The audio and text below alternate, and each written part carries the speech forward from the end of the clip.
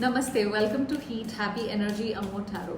चलिए देखते हैं कि ये पर्सन आपसे कांटेक्ट करना चाहते हैं, क्या करेंगे नहीं करेंगे, क्या एनर्जी है आपके लिए, उससे शुरू करेंगे। ओके, सो 3 ऑफ इंस्पिरेशन पहली एनर्जी है। देखिए प्लानिंग मोड में है, आगे का स्टेप सोच रहे हैं। ये वो वेट एंड वॉच वाली एनर्जी होती है 3 ऑफ इंस्पिरेशन की। कुछ टाइम का वेट है क्योंकि वो परफेक्ट टाइमिंग में कुछ करना चाहते हैं। एक्शन लेने से पहले कुछ जैसे ग्राउंड वर्क बना रहे हैं। कांटेक्ट की सोच है यहाँ पे, लेकिन अभी सब कुछ प्लानिंग के फेज में ज़्यादा लग रहा है मुझे। 9 ऑफ इमोशंस नेक्स्ट कार्ड है। देखिए अभी जो वो कांटेक्ट नहीं कर रहे हैं उसका रीज़न ये है कि ये अपने कंफर्ट जोन में बैठे हुए हैं। इनको लग रहा है कि मैं यहाँ पे जहाँ पे भी हूँ वहाँ ठीक हूँ।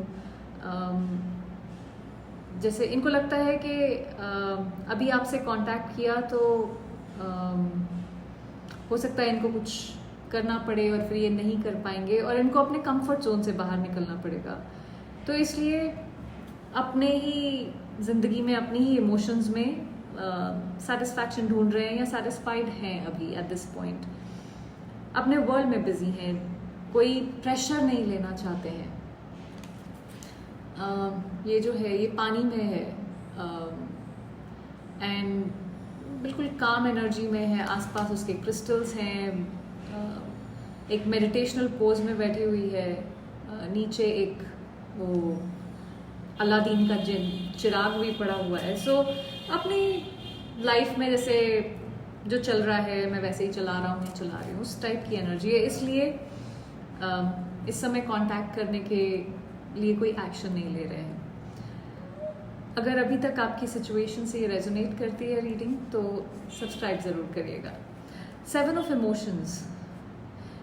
देखिए आपके साथ कांटेक्ट करने के बारे में डेफिनेटली सोच रहे हैं, लेकिन इनके माइंड में जैसे बहुत सारा कन्फ्यूजन है, क्या करूँ क्या ना करूँ, डिसाइड नहीं कर पा रहे हैं जिसके कैसे या कब कांटेक्ट किया जाए। आप अगर इसको देखें तो कैसी कंफ्यूज सी लुक है और उसके पास इतने सारे सिनेरियोज उसके दिमाग में चल रहे हैं। मैंने कांटेक्ट किया तो ऐसा तो नहीं होगा, ऐसा तो नहीं होगा, ये तो नहीं हो जाएगा, वो तो नहीं बोल देंगे।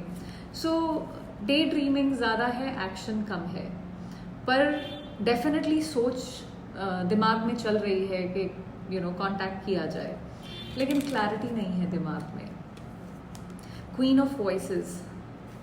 देखिए ये जो क्वीन है ये बहुत ही क्लियर डायरेक्ट बात करती है। तो जब कांटेक्ट होगा डायरेक्ट और क्लियर बात करेंगे, कोई इमोशनल ड्रामा नहीं होगा, बट सीधी सच्ची बात, बिल्कुल लॉजिकल।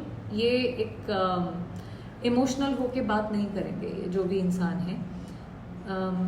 हो सकता है इनका गार्ड थोड़ा सा अप भी हो, वल्नरेबल ना हो आपके साथ, अपनी इमोशनल साइड ना दिखाएं, लेकिन कम्युनिकेशन ऑनेस्ट होगा।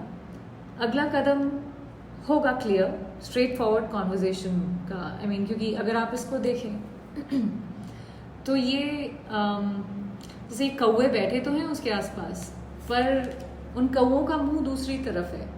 उसके कान में कोई कुछ बोल के इन्फ्लुएंस नहीं कर सकता है। उसके थॉट्स बिल्कुल क्लियर हैं यहाँ पे। सो पुरानी एनर्जी के एंड होने के बाद ही कांटेक्ट पॉसिबल होगा।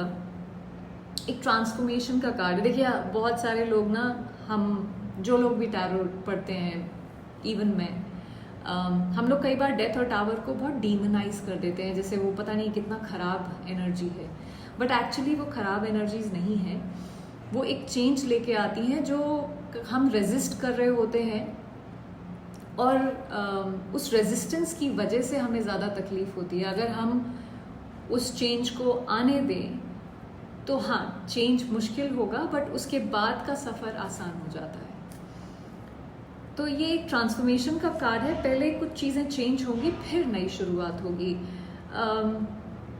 डेथ जो है वो स्कॉर्पियो की एनर्जी है, तो स्कॉर्पियो सीजन या 3 से 4 महीने के अंदर का टाइम फ्रेम मुझे यहाँ पे स्ट्रॉन्ग लग रहा है। जब तक पुराना साइकिल कुछ ख़त्म नहीं होगा, कांटेक्ट स्लो है यहाँ पे, लेकिन नई शुरुआत का स्ट्रॉन्ग चांस है। देखिए पेशेंस आपका बेस्ट फ्रेंड है इस टाइम पे। उनकी लाइफ के चेंजेस ख़त्म होते ही कांटेक्ट होगा।